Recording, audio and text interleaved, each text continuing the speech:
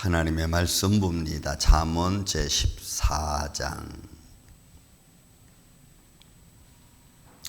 오늘은 7절, 8절, 9절에 있는 세 절 말씀을 또 한 목소리로 봉독을 합니다. 7절, 너는 미련한 자의 앞을 떠나라.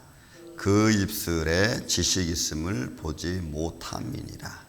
슬기로운 자의 지혜는 자기 길을 아는 것이라도 미련한 자의 어리석음은 속이는 것이니라. 미련한 자는 죄를 심상히 여겨도 정직한 자 중에는 은혜가 있느니라. 아멘. 오늘도 오늘 본문에 있는 말씀 보면 우리가 어떤 인생을 살 거냐, 어떻게 살아갈 거냐, 또 살아가는 저마다의 삶을 보고 또 그 삶 속에 거하고 있는 이웃과 나와의 관계성을 좀 보면서 말씀의 의미를 좀 보고자 합니다. 7절, 너는 미련한 자의 앞을 떠나라. 왜 떠나라고 했는가? 왜 그들의 앞을 떠나라고 이야기하는, 이 미련한 자는 캐실입니다. 늘 제가 말씀 이 아침마다 드리면서 그 의미를 좀 생각해 보는 거죠.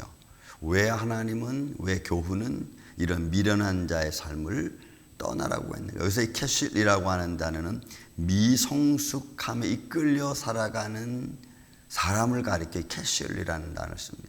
그러니까 미성숙한 자, 늘 어른인데 아기처럼 살아가는, 지혜롭지 못한 거예요. 그리고 문제를 자꾸 만들, 뭔가 좀 부족하다고 느껴지는 거죠. 그들의 앞에서 너희가 같이 동행하려면은 그들을 뛰어넘는 지혜와 그들을 뛰어넘는 그 모든 것을 받아들이고 인정해주고 그들을 이끌어갈 수 있는 자의 위치에 있으면 좀 덜 하겠죠. 좀 덜 걱정스럽겠죠. 그러나 캐시는 자기의 삶 속에 미련함과 또 부족함에 자꾸 끌려가는 거예요. 그러니까 더 생각해야 될 것을 생각하지 못한 겁니다. 그러니까 그 앞에서 우리가 계속 같이 가면은 우리도 그런 상황에 놓이니까 떠나라. 왜요? 그 입술에는 지식이 다 듭니다. 공포되어져 있는, 선포되어져 있는 말씀의 교훈들이 그 입술에는 없다고 하는 거예요. 그래서 여러분, 제가 미국 가서 놀란 사실 중에 2004년 제가 기억할 수 있어요. 9월 달에 우리가 노회가 맞춰지고 10월 달에 우리 제가 팔파기 있을 때 교회에서 모였습니다. 5명의 목사님들이 모였습니다. 그래가지고 이제 이런저런 막 계획을 세우고 있는데 그때 충격을 제가 받았어요. 그 중에 한 분 목사님이 말을 하면서 막 욕을 막 하는 거예요. 근데 깜짝 놀랐어. 왜? 나는 욕을 1981년 이후로 해본 적이 없거든. 왜냐면 내가 그래도 그리스도인의 청년인데 내가 이러면 안 되지 하고 내가 1981년 이후로는 욕을 해본 적이 없어요. 근데 2004년도에 우리 방에 모인 목사님 중에 한 분이 막 욕을 하면서 막 그냥 깜짝 놀랐어. 근데 이상하죠. 야, 우리가 저렇게 계속 말을 하면은 과연 어떤 모습을 나는 가질 수 있을까? 내 삶의 모습은 어떨까? 이런 생각이 퍼뜩 들더라고요. 그래서 우린 조금 좀 그런 말은 조금 피합시다. 그래도 뭐 피한다고 해서 더 정직하고 뭐 이런 것은 아니겠지만 그래도 우리가 표현하는 것은 조금, 왜냐면 결국은 이제 그분도 이제 다시 한국으로 가시고 그러면서 우리끼리 모이면서 이야기하기를 그 얘기, 옛날 얘기를 하는 거야. 그분이 있었을 때 그때 속은 좀 시원했는데, 속은 좀 시원했대. 왜냐면 여러분, 미성숙함이라고 하는 것은 우리가 다 뭐 이해가 되지만은, 그러나 그런 모습으로 계속 되어지면 처음에는 아닌데 하다가 뭐 그럴 수도 있지 뭐. 그러다가 또 그럴 수도 있지가 언제부턴가는 그게 내 삶의 일부분이 될 수도 있어요. 이게 무서운 겁니다. 우리가 세상은 처음에는 아니라고 막 반응해서 문제가 막 서지잖아요. 여러분 2015년도에 여러분 게이 문제가 해결됐잖아요. 법적으로. 그러니까 막 우리 교계가 난리가 났어요. 대형 교회가 막 다 쪼개지고 교회가 막 문 닫고 목사님들이 막 어려움을 당하고 막 고소를 당하고 지금은 그냥 그렇게 흘러가는 거예요. 그리고 언제부터인가 이제 그거는 그냥 삶의 한 좀 아픈 부분이 돼버리고 말았어요. 제가 오늘 아침에 제 책상 위에 많은 연도를 표시하고 있는 노트북이 하나 있습니다. 그걸 1월 달부터 한번 제가 쭉 넘겨봤어요. 그거는 제가 지금까지 한 2025년 1월부터 8월까지 제가 살아온, 그러면서 거기 설교 제목 다 적고 노트 적고 이런 걸 쭉 한번 훑어봤어요. 우와, 제가 그 놀란 게 하나 있어요. 세상의 흐름이 거기서 내가 봤어. 내가 뭘 적어놨는지. 정보의 흐름이 어떻게 바뀌는지를 봤어요. 여러분 8개월 만에 엄청난 변화가 생겨요. 근데 내 신앙은 변화됐나? 이거 못 느끼겠는 거예요. 세상은 엄청 변화가 생겼고 과학뿐만이 아니고 막 흐름이, 경제 흐름이 그 세상에 막 변화가 생기고, 그런데 그런 것을 보고 있는 나는 뭐가 변했지? 별로 못 느끼겠는 거예요.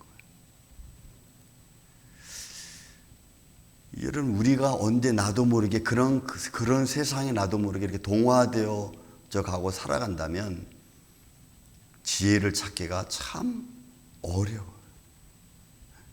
왜 성경은 미련한 자의 앞을 떠나라고 말하고 있는가? 왜 그들의 입술에는 지식이 없다고 하는가? 자기들의 욕망에 취해져 있기 때문에.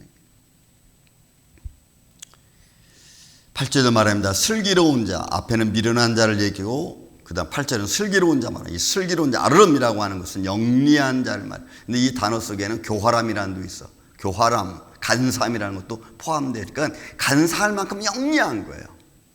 교활한 만큼 영리한 걸 말해요. 근데 여기서는 그냥 슬기로운, 그러니까 영리함으로 보는 게, 그런 자의 지혜는 자기의 길을 아는 것이는. 그러니까 영리한 자는 빨리, 여러분 때는 뭐 좀 교활한 자들은, 간사한 자들은 빨리빨리 어떤 자기의 유익을 위해서 막 찾아가니까 뭐 그런 면도 있겠죠.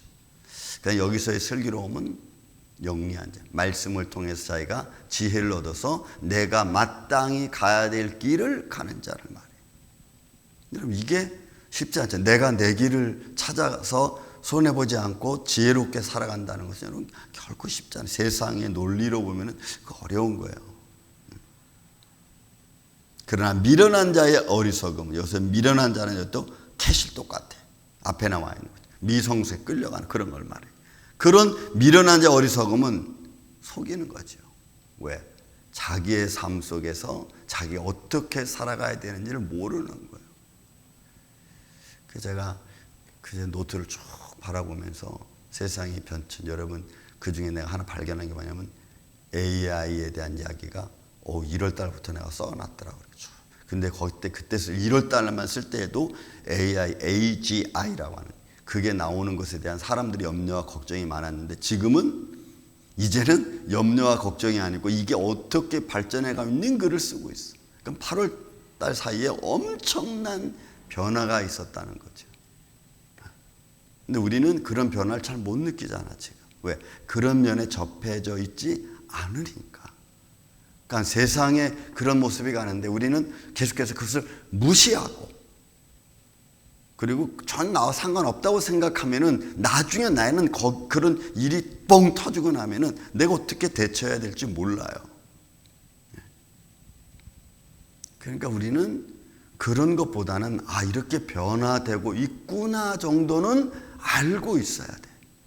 그래야지 그런 문제가 딱 터지면 그래 알고는 있었는데 이게 이렇게 진행되고 있구나 하면서 우리 신앙을 좀 더 견고하게 할 수 있죠. 왜? 이렇게 흘러가온 세상 앞에 내가 믿음을 어떻게 가지고 있어야 되는가, 난 어떤 믿음의 판단을 하고 있어야 되는가는 적어도 한 번쯤 우리가 생각을 해야 되지 않을까.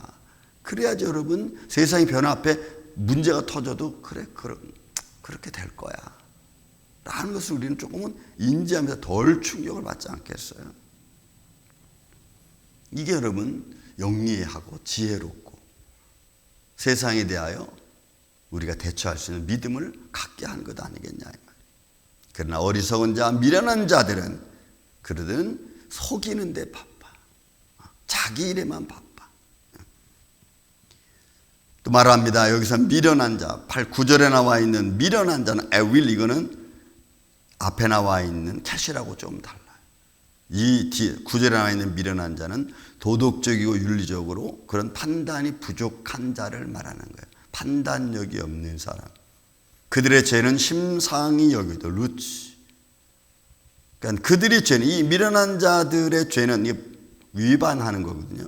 그 위반하는 그런 것들을 모욕을 받는, 그러니까 미련한 자들이 법을 어기고 자기 마음대로 행하고 무질서 금지 그런 것들에 대해서 심상히 여기다는 말은 모욕받는다는, 조롱받는다고 하거든. 그들의 삶은 인정받지 못한다는 거죠. 그러니까 미련한 자의 삶, 판단력이 부족한 그런 길을 계속 가는 사람들은 모욕당하는 거예요. 인정받지 못하는 거예요. 그러니까 여러분, 우리도 도덕적인 판단, 윤리적인 판단, 사람과의 너와 나의 관계성 속에서 어떤 그런 기준들을 우리가 잘 정립하는 게 여러분 지금은 중요합니다. 왜냐하면 너와 나와의 관계성에서 우리가 서로 인정해주고 배려해주는 그런 기본적인 상식적인 게 있잖아요. 그런데 요즘은 자꾸 그런 상식을 벗어나서 문제가 터지니까 우리 상대방에서 저 사람 뭐 저런 사람이 다 있어. 뭐 자기만 위하는 거야. 뭐 이런 식으로 자꾸 관계가 틀어지면 그때는 문제가 심각해지죠. 그러니까 이런 미련한 자는 그런 위반 같은 것을 여러분 인정받지 못해. 조롱 때는 모욕당해. 그러나 정직한 자 중에는 은혜가 있는, 이 정직한 올바른 야사르, 올바른 고든 길을 걸어가는 사람. 은혜가 넘친다는 이 라촌이라고 하는 단어는 기꺼이 받아들일 수 있는 마음을 갖는 거예요. 그러니까 저 올바른 사람들은 이거 뭐 의미는 좀 더 깊은 의미는 하나님의 은혜, 하나님의 은총, 하나님의 호의 뭐 이런 의미가 있지만, 그러나 정직한 자의 마음속에 기본적으로 뭔가를 이렇게 받아들이고 그것을 잘 케어할 수 있는 그런 마음을 딱 가지고 있는 겁니다. 여러분들 어떠십니까? 주위에서 좀 이렇게 미련한 자의 모습 그런 걸 보면은 그런 것들을 받아들이고 잘 케어할 수 있는 마음이 있습니까? 아니면 에이 안 되겠어 저 사람하고는 이렇게 우리가 떨어집니까? 그렇죠? 우리는 불쌍히 여기는 마음이 아마 이 은혜가 아닐까 싶어요. 정직한 자의 중에서 은혜가 있느니라는 것은 이건 불쌍히 여기는 마음을 갖는 거예요. 그래서 호의적으로 대하는.